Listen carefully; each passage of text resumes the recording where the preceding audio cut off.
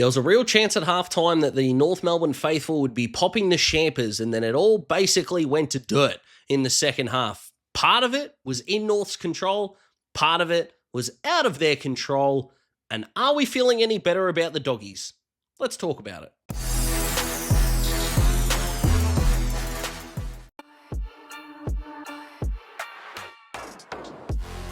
The Doggies are now 9-0 against teams not currently playing finals, whereas they're 1-6 for teams above them. So I can totally understand if you come out of this game going, well, they are what they are. And look, that's partly true, but I will say this, in an era, in a time where whether it's social media, idiots like me, whoever it is that goes after teams, I'll try not to be one of those people, but still, I'm not saying I'm impervious to it, but what I am saying is that they would have been massacred, eviscerated, hung, drawn, and quartered if they had lost this game, and they've come out of it with a 50-point win. You have to give them credit for that, I think, to have any credence in this, any sense of cred in this industry, if you want to call this an industry, right? But if you turn around and go, well, yeah, they would have been stuffed if they lost, and I don't give a stuff if they win, is just not a way to go about it. Now, in terms of talking points, I kind of want to let my tangents go in many directions, but I kind of want it to come from one of three places. So I'm going to start doing the big three. The first one being Tom Liberatore, who in my mind was the best player on the ground. I know Norton was great. Darcy's 4 goals was fine. Like, it was a boring 4-goal game, which is a testament to how bloody good he is, by the way. I'm not trying to denigrate that performance in the slightest.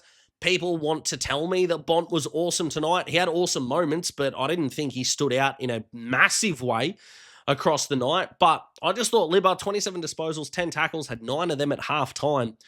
2 goals. He was just outstanding tonight, and I think he deserves all the credit for that. My concern with the Bulldogs is that so much of their game relied on the turnover. Because they weren't getting the territory with clearance, it was just becoming sort of a moot point, I suppose, because they were getting hardly any burst out of the middle. They kicked 10 out of their 18 goals from from forward half intercepts, I suppose, so from North Melbourne's defensive end, I should say, and they were able to get some good rebound off the half back without Bailey Dale having too much of an influence. So you got Caulfield, Derea, who am I missing down there? Bramble as well, Johannesson. So they were able to compensate for that. Is it something better teams should do? Abso-frickin-lutely they should. Like, if they make Collingwood in a final, by the way, I think Harry Perryman would be a really good matchup for Bailey Dale there, something to consider, because I don't think like a Ned Long or someone through the midfield is going to make that big of a difference, I don't think. So having someone like Perryman, I think, would do the job beautifully. But back to the task at hand, if you are going to get not a really good level of productivity from your midfield against a midfield like North's, that is a little bit of a concern moving forward. But the fact that you were able to win in a different way, again, is still a big tick. Tim English got beaten by Tristan Sherry and kicked 2 goals. Yeah, weird that sounds, but he was the second best ruckman on the ground tonight, but he did some nice things. Still don't think he is anywhere near a top 5 ruckman in this competition, but you can get those kind of contributions from him, especially as you get towards the latter end of the year. You're laughing. You really are. And the third point that I kind of want to make here, as you saw in the graphic before, Cooper Hines. In fact, there are going to be 2 Coopers that I'm going to highlight in this video, but I thought his athleticism just proved why they wanted to pick him up. The WA boy, my God, I just loved everything that he did, basically. I would have loved for him to kick that goal in the last quarter, just turned, snapped on his right foot, probably had a little bit more time than he realised. Ball hit the inside of his boot, which wasn't great, but still showed a little bit of rust, but in the air, he was good. That hybrid forward is going to be a cool thing for the Dogs to have. So seeing what they're able to go with him is going to be super fun. I can't wait to see what he can do. And I know he's nothing like Luke Dalhouse, but that 6 in the forward half for the Dogs, Brad Johnson, of course, in terms of your hybrid forwards, is going to be the one that stands out. It works. It really does, right? It's like the number 23 at Hawthorn having charisma. It just needs to happen, and why post-Bud, thank God we have Josh Weddle is all I'm going to say. So, moving forward there, the Dogs, they did what they have to do. They get a tick. And I hopefully, as quickly as I can, because this is the 3rd time I'm spending recording this, let's talk about North. And then we get to North, and I know that I said before that I wanted this to be really structured, but I'm going to ignore that because my rules. Let's talk about what was out of North's control before we get into the stuff that was in their control. LDU going down as early as he did just sucked. Was he having the greatest impact? No, but take any number 1 midfielder out of a midfield and you're going to struggle. Even though they won the clearance battle, they missed him. Of course they did. And then Tristan Sherry at the end, that was out of their control. Not great. fingers crossed he is okay. And by okay, I mean moving forward, not just for 12 days, right?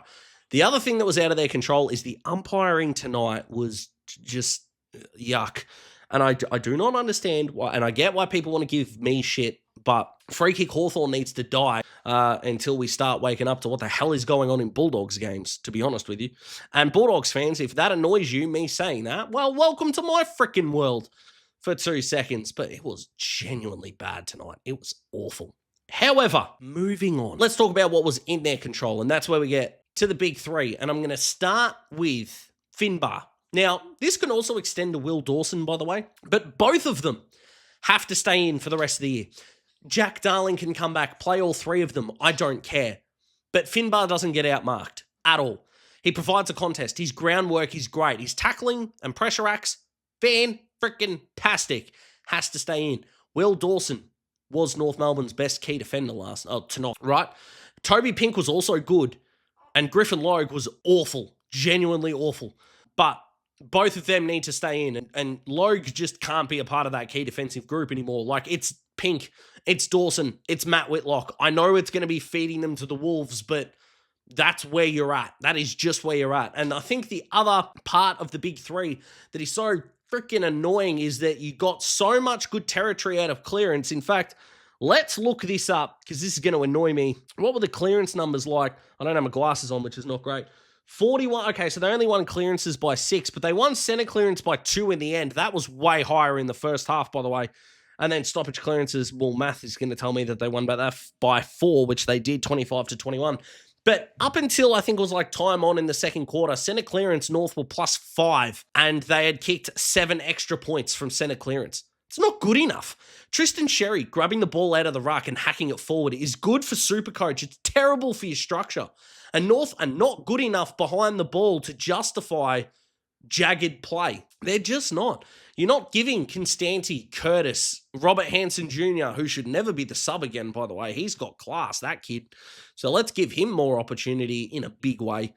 But you're not helping Zerha. You're not helping Dersma, who, by the way, are two sides of the same coin. One just seems 9 years older than the other, to be honest with you. And that is just inconsistent moments with enough good things to make you go, yep, that seems worth it. But there are too many with too much experience not doing enough. It's as simple as that. It seems like it's the same old story when they lose. Dylan Stevens had a good month, was barely cited. Tom Powell apparently had 25 disposals. I barely remember any of them. Caleb Daniel apparently had 25 disposals. None of them had an impact in my mind at all. And yes, you got guys like Bailey Scott, Colby McKercher, who did some really nice things, but especially in the eyes of Bailey Scott, like, yeah, he's finished third in the best and fairest twice. How good is that of a thing? It's great for him, by the way. What does it say about your squad? If Bailey Scott's your 13th best player, you might be able to live with that. If he's playing like he's your 8th, you've got a problem. It's as simple as that. But overall, this is just another yuck time. You know, my missus summed it up perfectly. The problems look really easy to identify and North make it look impossible to solve. I can't sum it up better than that, to be honest. So before I get myself into a bit of a tizzy here, I'm going to head off. That's where I'm at. I apologise, North fans, that your 100-year celebration was not celebrated properly. And to the 1975 guys that somehow think you're more important than the AFLW flag when you're not actually doing a premiership reunion, you're doing a centenary celebration. Yeah, I'd probably fix that ego, to be honest with you, because you're looking at teams that have done 100-year celebrations this year. 2 of them, yeah, AFLW players were included in that. So shut your hole. It's going to be as simple as that. Now, should the media have reported it? Like, no, who gives a shit that they're not going? But, you know, it is kind of stupid that we're trying to promote this football club as a football club and having former representatives of that football club tearing down a faction of that club because of their gender is just stupid. So there you go. Video rant over. 3rd time recording, hopefully 3rd time lucky. See you in the next one.